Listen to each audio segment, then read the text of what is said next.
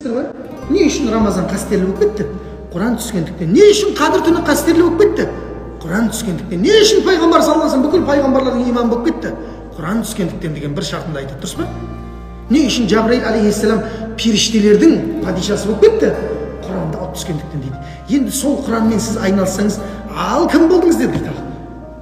Көрдіңіз ба? Сол Құранды Рамазанда айналысатын болсақ, иншалла, енді 90 рет қылмай қойық енді. Біреу биылға иншалла жарайды. Екеу қылам дегендер екеу қылсын, жақсы келістік. Сол мінекей айтып жатыр, Құран Алланы еске алудан, Құран оқи алмайсыз ба? Онда пайғамбарға салауат айтыңыз.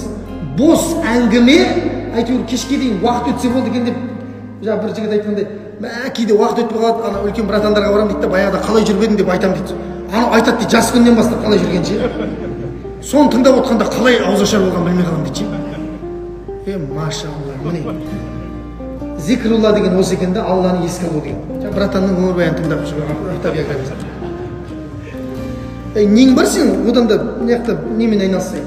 Салауат айт, пайғамбар оңай ғой, тілге оңай ғой. Алланы субханалла, вальхамдулилля, ва ла иляха иллаллах, валлаху акбар деп айтшы, жаннаттан бір талы кет дейді Алла тағала. Субханалла, вальхамдулилля, ва ла иляха иллаллах, валлаху акбар. Болды, төрт-ақ сөз. Аузыңды босатпа содан. Әрбір сол төртеуіне бір тал егіледі дейді жаннатта Ибрахим алейхиссалам. Пайғамбар саллаллаху алейхи мираж кездескен кезде айтады. Және ол талдың көлеңкесін аттылы адам 100 жыл кесіп бітіре алмайды дейді. Ол оның иелігіне өтеді дейді. Үкімет 1 гектар жер береді саған талмен бау бақшасын десе, кеттің ғой. 1 гектарды әшейін бір күнде айнап шығасың атпен.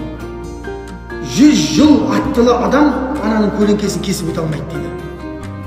Раббымыз сондай нәрселерді дайындап жатқанда неге алмасқа тіл басы істеп тұрған кезде?